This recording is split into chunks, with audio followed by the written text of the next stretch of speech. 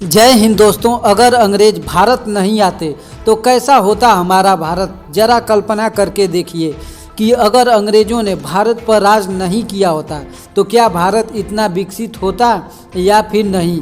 इसका जवाब इस वीडियो में मिल जाएगा, इसलिए वीडियो अंत तक देखिएगा और चैनल पर नए हैं तो प्लीज़ चैनल को ज़रूर सब्सक्राइब कर लीजिए।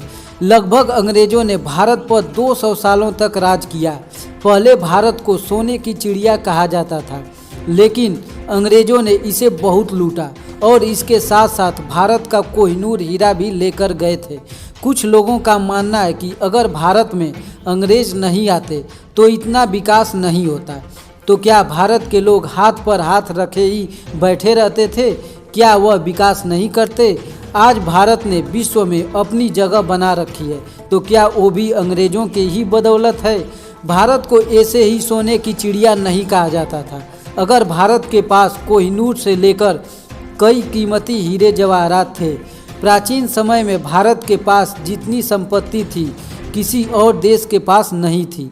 यदि भारत में अंग्रेज नहीं आते तो आज भारत दुनिया का तीसरा सबसे अमीर देश होता। आपको जानकर हैरानी होगी कि गुलामी के दौरान में अंग्रेज हर साल भारत से 4 मिलियन पाउंड की दौलत ले जाते थे। यह आंकड़ा उस समय के हिसाब से बहुत ज़्यादा है। भारत पर दूसरे विश्व युद्ध का भी असर पड़ा है। भारत उस समय भी एक शांति प्रिय देश था और आज भी हमारा देश शांति प्रिय देश है। लेकिन गुलामी के दौरान दूसरे विश्व युद्ध में अंग्रेज़ों ने भारत के 10 लाख सैनिकों को युद्ध में भेजकर भारत को भी इसमें शामिल कर लिया, जिससे भारत के छवि पर काफ़ी नुकसान हुआ। अंग्रेज़ों की गुलामी का असर भारत के उद्योग धंधों पर भी पड़ा। अंग्रेज भारत के टेक्सटाइल उद्योग को इंग्लैंड ले गए और इससे भारत को आज भी बहुत बड़ा नुकसान उठाना होता है। अंग्रेज़ों के आने से शिक्षा पर भी बहुत बड़ा असर पड़ा। प्राचीन समय में भारत के लोग शिक्षा के लिए गुरुकुल में जाया करते थे, लेकिन आज सभी पर अंग्रेजी मीडियम का बुखार चढ़ा हुआ है। यह भी अंग्रेज़ों के कारण ही है। आज हम ब्रिटिश इंग्लिश बोलते हैं। जब अंग्रेज भारत आए थे तो उन्होंने ही यहाँ अंग्रेजी की शिक्षा देना प्रारंभ किया। ब्रिटिश काल के दौरान ही भारतीयों ने अंग्रेजी भाषा का इस्तेमाल शुरू किया था। अब अगर आप यह सोच रहे होंगे कि अंग्रेजी भाषा से भारतीयों को नुकसान हुआ है तो क्या आप शायद गलत हैं।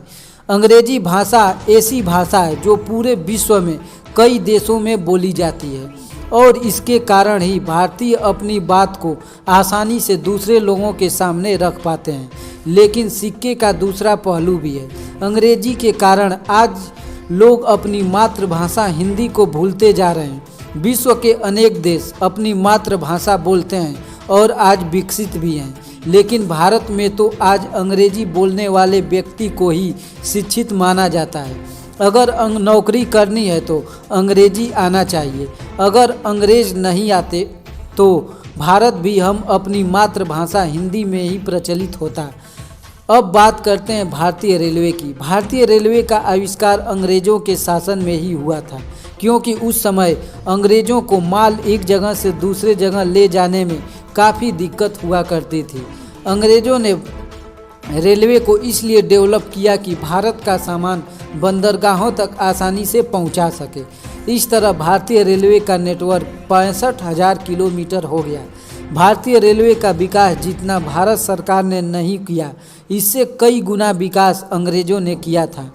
अब बात करते हैं भारतीय सेना की। भारतीय सेना का गठन भी ब्रिटिश शासनकाल में ही हुआ था और आज तक भी कई डिसिप्लिन और कल्चर भारतीय सेना में ब्रिटिश काल के ही दोहराए जा रहे हैं। लेकिन ब्रिटेन से आज़ादी होने के बाद भी भारतीय सेना ने विश्व में अपना प्रेम कायम रखा। भारत में जनगणना की शुरुआत भी अंग्रेज़ों के शासनकाल में ही हुआ था। भारत की पहली जनगणना 1871 में की गई थी। इसे करने में 10 साल लग गए थे। इस जनगणना को करने का मुख्य कारण यह था कि ब्रिटिश शासन यह जानना चाहते हैं कि भारत में कितने लोग पढ़े लिखे हैं। यह जनगणना आज भी की जाती है। भारत में आखिरी जनगणना 2011 में की गई थी। अब तक भारत में 15 बार जनगणना हो चुका है।